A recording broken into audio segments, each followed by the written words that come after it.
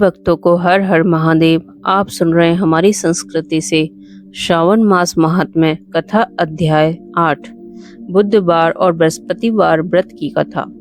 भगवान शंकर बोले, हे सनत कुमार, अब मैं तुमसे पाप को हरने वाले बुध तथा बृहस्पति व्रत को बताता हूँ, जिन्हें श्रद्धा के साथ करने से प्राणी उत्तम सिद्धि को प्राप्त कर सकता है। ब्रह्मा जी ने चंद्रमा को ब्राह्मणों के राजसन पर अभिषिक्त किया था। किसी समय चंद्रमा की दृष्टि बृहस्पति की पत्नी तारा पर पड़ी। तारा रमणीय रूप लावण्य संपन्न स्त्री थी। चंद्रमा उसके रूप लावण्य पर मोहित हो काम के वश में हो गए। चंद्रमा ने देवताओं की गुरु पत्नी को जबरदस्ती अपने घर में रख लिया। कुछ काल पश्चात उससे एक पुत्र पैदा हुआ। पुत्र का नाम बुध रखा गया। बुध विद्वान, रूपवान तथा सर्वगुण संपन्न था। देवगुरु बृहस्पति अपनी पत्नी को खोजते हुए चंद्रमा के निवास स्थान पर पहुंचे। वहां उन्होंने अपनी पत्नी तारा को देखा। बृहस्पति चंद्रमा से बोले, तुमने गुरु पत्नी के साथ गमन किया है, इस पाप से तुम कैसे बचोगे? इस महापाप की ओर तुम्हारी बुद्धि कैसे प्रवृत्त हो गई? अब तुम चुपचाप मेरी पत्नी को मुझे लौटा दो और तुम इस पाप से बचने के लिए प्रायश्चित करो।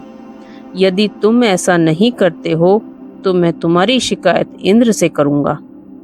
बृहस्पति के कहने पर भी चंद्रमा उनकी पत्नी को लौटाने को तैयार नहीं हुआ, तो देवगुरु ने राजा इंद्र से चंद्रमा की शिकायत कर दी कि इसने मेरी पत्नी का अपहरण कर लिया है।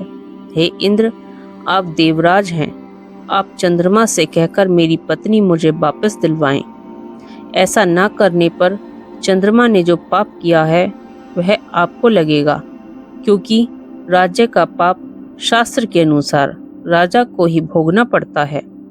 देवराज इंद्र ने चंद्रमा को बुलाया और उसे आज्ञा दी कि तुम देवगुरु बृहस्पति की पत्नी तारा को लौटा दो। किसी दूसरे की पत्नी के साथ गमन करने को पाप माना जाता है तथा गुरु पत्नी के साथ गमन करना महापाप है। देवराज इंद्र का आदेश पाकर चंद्रमा गुरु पत्नी तारा को बृहस्पति को लौटाने को तैयार हो गया, परंतु तारा से उत्पन्न अपना पुत्र मैं वापस नहीं करूंगा। चंद्रमा की बात सुनकर देवताओं को संशय हो गया कि यह किसका पुत्र है। इस बात की पुष्टि तो तारा ही कर सकती है कि यह किसका पुत्र है। देवताओं ने तारा को बुलाकर पूछा, हे कल्याणी, तुम सच सच बताओ, यह पुत्र किसका है? लज्जा युक्त होकर तारा ने कहा, यह बालक चंद्रमा का औरस तथा बृहस्पति का क्षेत्रज पुत्र है। अब जिसको ठीक समझें उसे इस बालक को सौंप दीजिए। तारा की बात सुनकर बालक बुध को चंद्रमा को सौंप दिया। इससे गुरु बृहस्पति खिन्न हो गए। उन्हें खिन्न देखकर देवों ने दोनों को वर दिया। चंद्रमा से कहा, यह तुम्हारा पुत्र है, अब तुम घर जाओ। चंद्रमा तथा बृहस्पति पुत्र बुध ग्रह होगा। हे आचार्य, और भी शुभ वर को ग्रहण करो। जो प्राणी दोनों का मिलकर एक साथ व्रत करेगा उसे सब सिद्धियों की प्राप्ति होगी।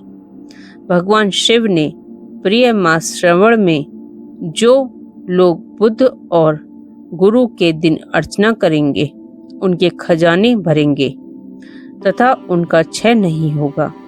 नैवेद्य दही भात से दोनों मूर्तियां लिखनी चाहिए। जो दोनों मूर्तियों को झूले पर रखकर अर्चन करता है वह दीर्घायु तथा संपूर्ण गुणों से युक्त पुत्र प्राप्त करता है। पाकशाला में लिखकर अर्चना करने से पाक वृद्धि और देवागार में लिखकर अर्चना करने से देव की दया होती है। सोने के कमरे में लिखकर अर्चना करने से पत्नी का वियोग कभी नहीं होता। इस प्रकार यथा स्थान पर उसका फल प्राप्त होता है। 7 वर्ष तक व्रत करने के पश्चात उसका उद्यापन करना चाहिए। उद्यापन में पहले रात में जागरण करें। सोने की प्रतिमा का निर्माण कर विधि पूर्वक अर्चन करें। षोडश उपचार द्वारा अर्चना कर हवन करें। तिल, घी तथा खीर प्रज्वलित अग्नि में देनी चाहिए। चिड़चिड़ा तथा पीपल की समिधाओं से हवन करके पूर्ण आहुति डालनी चाहिए। इसके बाद मामा भांजे को भोजन कराकर अन्य ब्राह्मणों को भोजन कराना चाहिए। ब्राह्मणों को दक्षिणा देकर उन्हें हाथ जोड़कर विदा करने के बाद स्वयं भोजन करना चाहिए। इस प्रकार 7 वर्ष तक व्रत करने वाला प्राणी सब इच्छाओं को प्राप्त कर लेता है। जो विद्या की कामना करता है उसे विद्या की प्राप्ति होती है। वह वेदों और शास्त्रों का मर्म जान लेता है। उसे बुद्ध, ज्ञान एवं गुरु बृहस्पति गुरुता प्रदान करते हैं। सनत कुमार ने भगवान शंकर से पूछा, आपने पहले मामा तथा भांजे को भोजन कराने का विधान बताया है, इसका कारण क्या है? भगवान शंकर ने कहा, हे सनत कुमार, पहले समय में मामा और भांजा दोनों दरिद्र थे। एक दिन दोनों भोजन के लिए घूमते घूमते एक सुंदर नगर में पहुंच गए। उन्होंने वहां प्रत्येक मकान में श्रावण के महीने में प्रत्येक बार का व्रत करते लोगों को देखा, परंतु बुध और बृहस्पति का व्रत करते कहीं नहीं देखा। दोनों मामा भांजे ने बहुत समय तक आपस में विचार किया कि सब जगह सूर्य और अन्य वारों का व्रत तो हो रहा है, परंतु बुध और गुरु का व्रत देखने को कहीं नहीं मिला। हम दोनों बुध और गुरु का व्रत करें तो अच्छा रहेगा, क्योंकि अभी तक किसी ने भी इस दोनों वारों का व्रत नहीं किया है। यह अनुचित व्रत है, इसे हम करेंगे। लेकिन विधि विधान न जानने के कारण दोनों संशय में पड़ गए। तब रात्रि में उन्हें विधि विधान का स्वप्न में पता चल गया। स्वप्न में ज्ञात विधि द्वारा दोनों ने इस व्रत को किया। व्रत करने से वे धन धान्य से संपन्न हो गए। 7 वर्ष तक दोनों मामा भांजे व्रत को करते रहे और वे पुत्र पौत्र, धन संपदा आदि से संपन्न हो गए।